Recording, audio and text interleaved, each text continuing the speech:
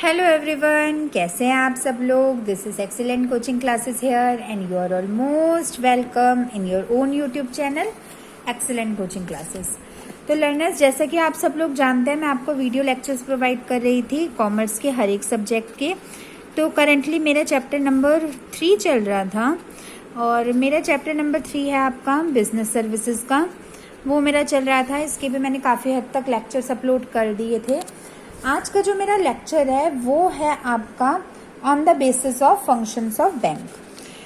अभी तक की मैंने आपको वीडियो में बताया था कि बैंक क्या होते हैं और उनके टाइप्स क्या होते हैं। आज की मैं आपको वीडियो में बताऊंगी फंक्शंस क्या होते हैं बैंक के। वैसे मैंने आपको अपने टाइप बैंक को डिफाइन करते हुए थोड़ा बहुत बता दिया था, बट आज मैं आपको डिटेल में बताऊंगी वैसे बैंक के फंक्शन क्या होते हैं। ठीक है, तो चलिए स्टार्ट करते हैं। अगर अभी तक आपने मेरे चैनल को सब्सक्राइब नहीं किया तो मेरे चैनल को सब्सक्राइब करिए, बेल आइकन को दबाइए जिससे आप कोई भी न्यू नोटिफिकेशन को मिस ना कर पाओ। तो जो पहला बैंक का बिगेस्ट फंक्शन होता है वो होता है आपका डिपॉजिट। मैंने आपको बताया था, अगर एक जनरल वे की भी बात करें तो जो बैंक का फंक्शन होता है वो आपका बोरोविंग और डिपॉजिट, यही दोनों फंक्शन होते हैं ना। ठीक इसी प्रकार बैंक का ये यहाँ पे फर्स्ट फंक्शन होता है, जो बिगेस्ट बैंक का फंक्शन माना जाता है वो होता है डिपॉजिट। डिपॉजिट्स में होता है आपका, जैसे आपके पास अगर कोई ज़्यादा मनी है, ठीक है, और उस मनी को आप अपने सेव करना चाहते हो, आप उनका प्रोटेक्शन दिलवाना चाहते हो। प्रोटेक्शन कैसा प्रोटेक्शन? ऐसा प्रोटेक्शन दिलवाना चाहते हो जिससे आपके फंड्स भी सेव हो जाए और आपको मॉनेटरी बेनिफिट भी मिल जाए और मनी भी आ जाए आपके पास। तो आपको बैंक बहुत सारे ऑप्शंस प्रोवाइड करते हैं जिसमें आप अपने डिपॉजिट्स करवा सकते हो। अगर किसी के पास सरप्लस मनी है, वो अपने उस सरप्लस मनी को सेव करना चाहता है अपने सेविंग अकाउंट के तहत, ठीक है, तो वो अपने उन फंड्स को सेव कर सकता है। और उसके जो सेव करने का उसका तरीका होता है वो आपके कुछ टाइप के बैंक अकाउंट होते हैं। जैसे आपका सेविंग अकाउंट होता है, वो मैं आपको अपने आगे के वीडियो में अच्छे से डिस्कस करूंगी डिटेल में। करंट अकाउंट होता है आपका, फिक्स्ड डिपॉजिट होता है, टाइम डिपॉजिट होता है, वो सब मैं आपको अलग से वीडियो लेक्चर्स में डिपॉजिट्स के काइंड्स के अकाउंट्स आपको डिटेल में बताऊंगी, क्योंकि ये बहुत डिफिकल्ट कॉन्सेप्ट होता है और आगे जाके आपके ग्रेजुएशन पोस्ट ग्रेजुएशन सब में होता है, तो मैं आपको डिटेल में समझाऊंगी सीरीज के रूप में। तो पहला इसका बिगेस्ट फंक्शन हो गया डिपॉजिट करना। दूसरा इसका फंक्शन होता है बोरोविंग्स को एक्सेप्ट करना, एक्सेप्ट बोरोविंग्स। देखो, हर बंदा तो इतना अमीर होता नहीं है, भगवान की रचना होती है। कोई अमीर होता है, कोई गरीब होता है, किसी को कम वे में कम एफर्ट्स में सब कुछ मिल जाता है और किसी को बहुत एफर्ट्स में भी कुछ नहीं मिलता। ये मेरा एक पर्सनल एक्सपीरियंस है। तो जो बंदा अमीर नहीं होता उसका भी सोचना पड़ता है, उसका भी सोचना पड़ता है मनी तो उसे भी चाहिए। क्यों? क्योंकि उसकी भी ऐसी बहुत सारी लाइबिलिटीज होती है, बहुत सारी जरूरतें होती है जो उसे पूरी करनी होती है। तो बीइंग अ गवर्नमेंट बैंक इसलिए खोलने जरूरी होते हैं गवर्नमेंट बैंक्स, क्योंकि जिस बंदे को जिस चीज की जब जरूरत हो तब वो उसे पूरा कर सके। तो बोरोविंग एक्सेप्ट करना मतलब, जैसे सपोज करो किसी को 70,000 लोन की जरूरत है, किसी पर्सन के पास वो नहीं है, उसकी फैमिली में कोई बीमार है, उसे 70,000 चाहिए। वो बैंक में जाएगा, उस वक्त उस अमाउंट को क्लियर करवा लेगा, लोन ले लेगा। जब उसके पास पैसे आ जाएगा वो बैंक को रिटर्न कर देगा थोड़े से इंटरेस्ट के साथ। जैसे 10% हुआ तो 7,000 प्लस के साथ 77,000 दे देगा। कोई दिक्कत नहीं है, बस इसमें एक बात होती है, आपको मॉर्टेज वैल्यू में कुछ रखना पड़ता है। अब एक बात और होती है कि आप कहोगे अगर उसके बाद में 70,000 आने ही थे प्लस वो 77 करके देने ही था तो उसने तब क्यों बोरो किया? तो इसका आंसर होता है समय की नज़ाकत को समझना चाहिए। कभी कभी किसी के पास किसी चीज़ की बहुत वैल्यू होती है और कभी उसके पास कुछ वैल्यू नहीं होती। तो जब जिसके पास उस मनी की वैल्यू हो या उसे उस चीज़ को चाहिए तो बैंक हेल्प करता है। उसे कितने भी अमाउंट का, अब ये तो मान दो बैंक की कोई लिमिट नहीं होती, कितने भी अमाउंट का लोन प्रोवाइड कर दो, और जब उसके पास आता है वो उसे रिटर्न कर देते हैं। और अगर वो इन केस ऑफ नहीं उसे रिटर्न कर पाया तो वो कुछ ना कुछ मॉर्टेज का सामान रखता है ना, मॉर्टेज मतलब गिरवी रखना, चाहे अपना गोल्ड रखता मॉर्टेज में, चाहे अपनी प्रॉपर्टी रखते, कुछ भी जो वो अमाउंट अपना मॉर्टेज वैल्यू का रखता है वो फिर वो गवर्नमेंट का ही हो जाता है।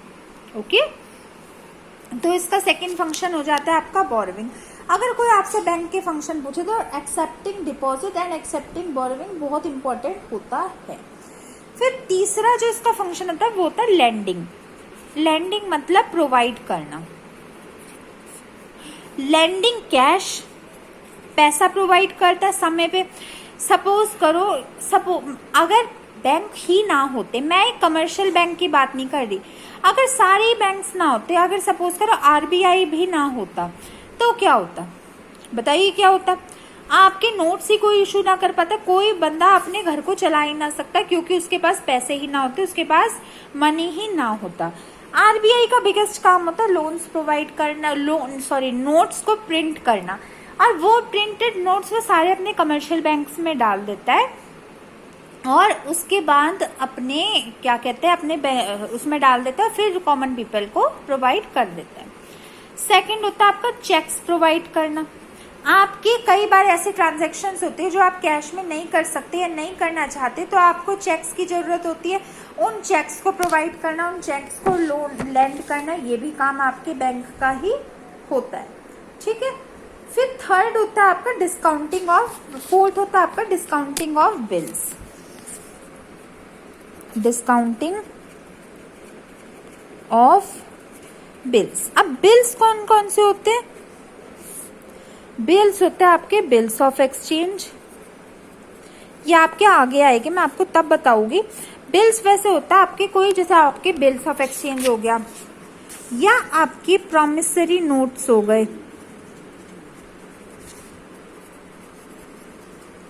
ये आपके वो पैसा होता है, वो अमाउंट होता है, वो एक नोट होता है, वो एक आपकी डिपॉजिटरी रिसिप्ट होती है जिसे आप अपने सबमिट करते हो। सबमिट करने के बाद ये आपको एक एश्योरेंस दिलवाती है कि आपका जो मनी है या आपका जो पैसा है, ठीक है, वो पैसा आपको एक पर्टिकुलर डेट पे मिल जाएगा। जैसे सपोज करो मैंने एक पर्सन को प्रॉमिस किया कि मैं 6 मंथ के बाद उसको सपोज करो पीएनबी बैंक से 5,000 रुपए दे दूंगी, तो मैंने ये आपको एक आपके प्रॉमिसरी नोट में लिख के दे दिया। ये मैं आपको इसे डिटेल में इसके बारे में आगे समझाऊंगी।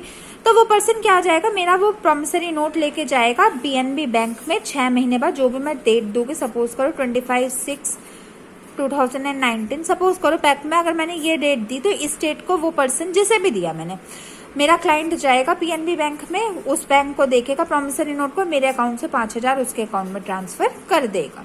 तो ये जो आपके बिल्स होते हैं इनको देना, उसको वैल्यू करना, और उस जो आपके बिल हो उनको डिस्काउंट के रूप में, डिस्काउंटिंग मतलब उनको प्रोवाइड करने का काम भी बैंक का ही होता है।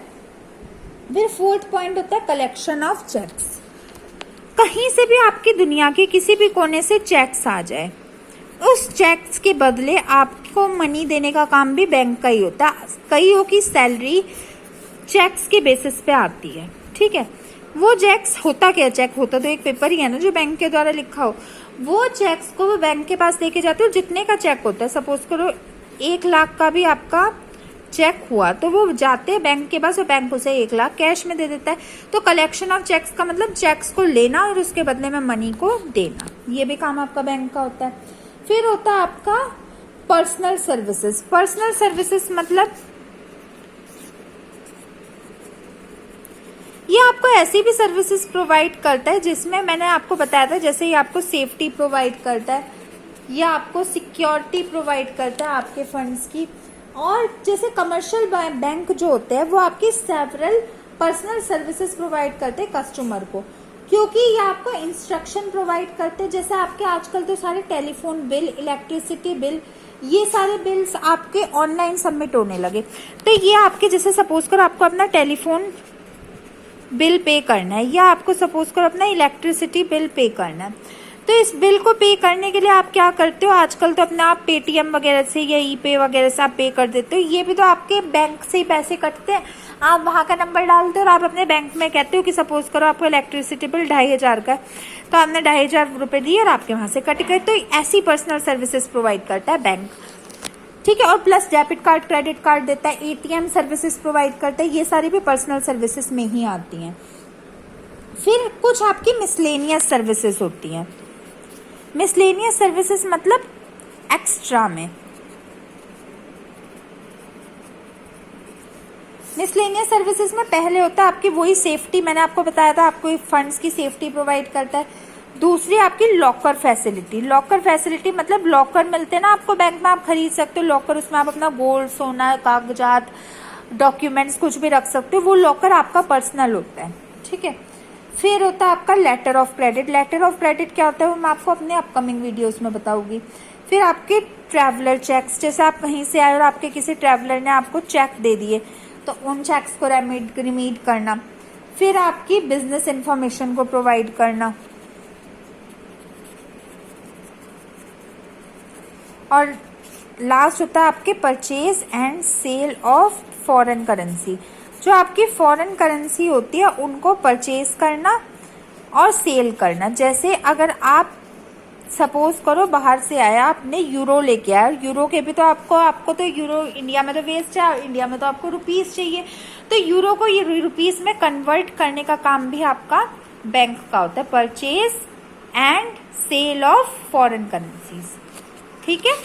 तो ये 6 आपके फंक्शंस होते हैं बैंक के: deposit, borrowings, lending, discounting of bills, फिर आपका collection of cheques, personal services, miscellaneous services.